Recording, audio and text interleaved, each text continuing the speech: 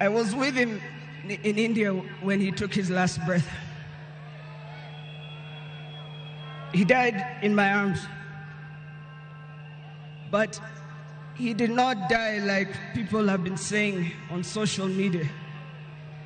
Every day he was waking up and walking. And every day he would do 1 round.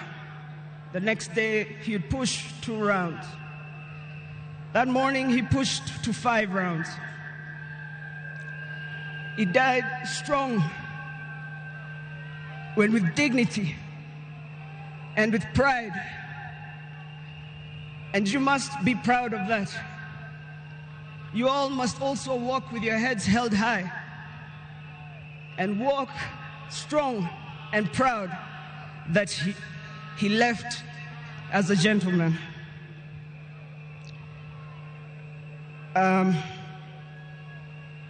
As a family, we want to thank all of you from Turkana to Lamu.